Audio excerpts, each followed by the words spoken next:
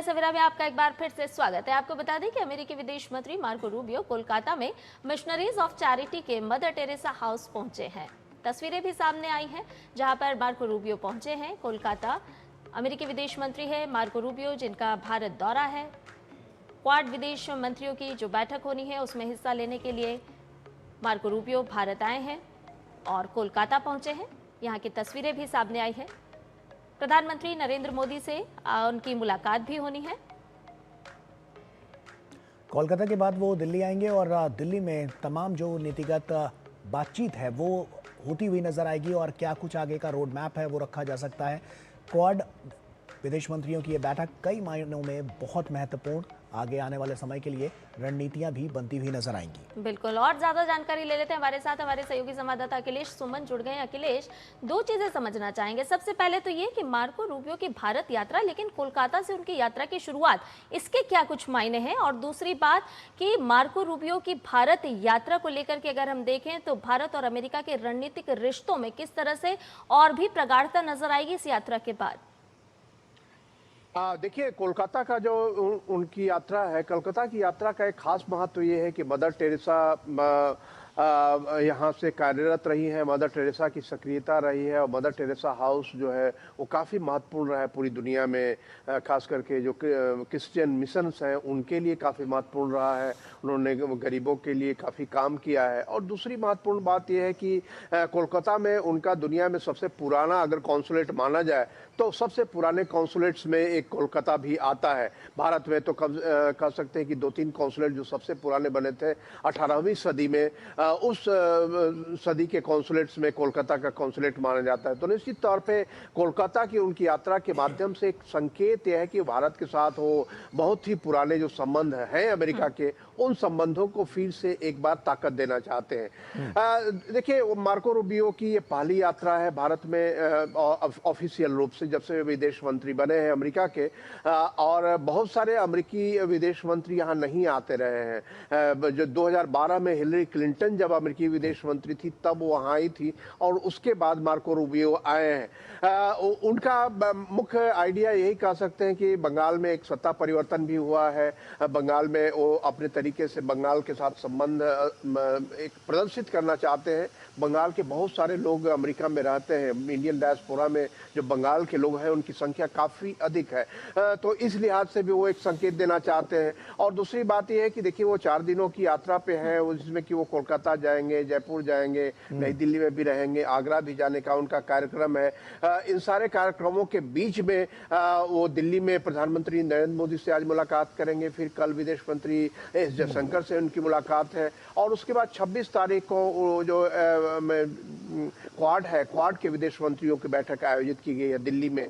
तो एक तरीके से कहे कि जो ट्रंप एडमिनिस्ट्रेशन है, ट्रंप एडमिनिस्ट्रेशन ने लंबे समय तक पूरी दुनिया में एक टैरिफ वार चलाया और उसके बाद फिर से वो रिकनेक्ट करने की कोशिश कर रहे हैं।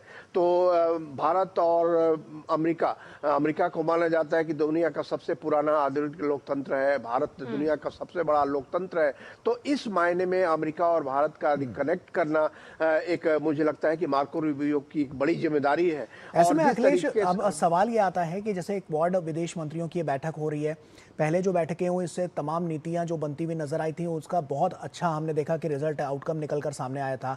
अब की बार की ये बैठक किन किन क्षेत्रों के लिए सबसे महत्वपूर्ण रहने वाली है और उन क्षेत्रों से आने वाले भविष्य में हम क्या देख पाएंगे, क्या तस्वीर बदलती हुई नजर आएगी, क्या रणनीतियां, क्या नीतियां बनती हुई नजर आ सकती हैं, किन बातों पर सबसे ज्यादा फोकस किया जाएगा? देखिए, 2 महत्वपूर्ण बातें हैं। एक तो है कि क्रिटिकल मिनरल्स का मामला है, जो कि क्रिटिकल मिनरल्स अमेरिका के लिए भी बहुत महत्वपूर्ण है, भारत के लिए भी महत्वपूर्ण है। और क्रिटिकल मिनरल पर एक तरीके से चीन का एक मोनोपोली है। और इसके मद्देनजर हमने देखा कि पैक्स सिलिका एक बनाया अमेरिका में, जिसमें कि क्रिटिकल मिनरल से संबंधित जो देश हैं, जिन देशों को जरूरत है और जिन देशों के पास इसकी प्रचुरता है, उन देशों को उन्होंने बुलाया था अमेरिका में और एक बैठक भी की थी। पैक्स सिलिका को और ज्यादा विस्तारित करने में और क्रिटिकल मिनरल्स पे कैसे भारत और अमेरिका सहयोग कर सकते हैं, इस पे एक बात होगी। दूसरी महत्वपूर्ण बात यह है कि देखिए अभी जो एनर्जी क्राइसिस है पूरी दुनिया में, ईरान और अमेरिका के बीच जो युद्ध की वजह से जो स्ट्रेट ऑफ हॉर्मुज बंद है, उस स्ट्रेट ऑफ हॉर्मुज की वजह से भारत में भी एनर्जी क्राइसिस हुआ है। और हम देख रहे हैं कि तेल और गैस, एलपीजी सिलेंडर, इन सारी चीज़ों का प्रबंधन तो भारत कर रहा है, लेकिन एक संकट की स्थिति तो निश्चित तौर पे है। और ऐसे में अमेरिका की इच्छा है कि अमेरिका और भारत के बीच में एनर्जी सहयोग जो है और बढ़े। कैसे बढ़ेगा, किन शर्तों पे बढ़ेगा, क्या कीमतें होंगी, इन सारी चीज़ों का एक संकेत, एक इशारा यहाँ आ सकता है। क्योंकि देखिए अमेरिका के पास भी इसके भंडार है, लेकिन साथ में वेनेजुएला जिसपे कि अमेरिका ने अपने आप प्रभाव अभी बनाया है, तो वेनेजुएला से भी तेल और गैस खरीदने की बात है। अब देखना ये होगा कि किस तरीके से होगा, क्योंकि माना यह जा रहा है कि वेनेजुएला की राष्ट्रपति भी यहाँ आ सकती है। अभी तक उनका प्रोग्राम कंफर्म नहीं है, लेकिन उनके भी आने की संभावना है। तो ये जो क्रिटिकल मिनरल्स है, तेल एंड गैस का क्राइसिस है, उसके अलावा जो है पूरा इंडो पैसिफिक, अभी तक लगा था कि डोनाल्ड ट्रंप ने इंडो पैसिफिक के मसले को छोड़ दिया है।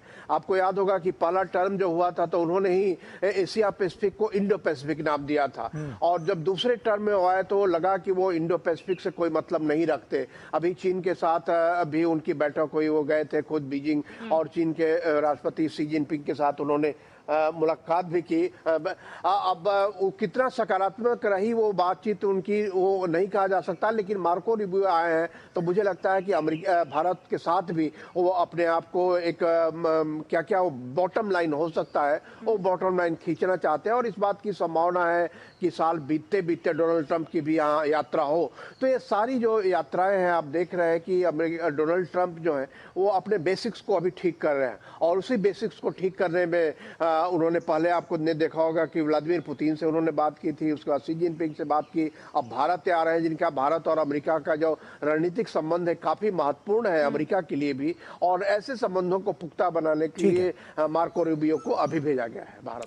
निश्चित तौर पर अखिलेश, काफी महत्वपूर्ण ये होने वाला है। आने वाले समय में भी हम देख पाएंगे कि क्या तस्वीरें और निकलकर सामने आती हैं, और उसके बाद जब दिल्ली पहुंचेंगे तो और भी प्रधानमंत्री, क्योंकि नरेंद्र मोदी से मिलने का उनका कार्यक्रम भी है, ऐसे में क्या कुछ बातचीत होती है, इस पर खासतौर पर हमारा फोकस रहने वाला है। बहुत बहुत शुक्रिया आपका तमाम जानकारियां हमसे साझा करने के लिए, बहुत बहुत शुक्रिया।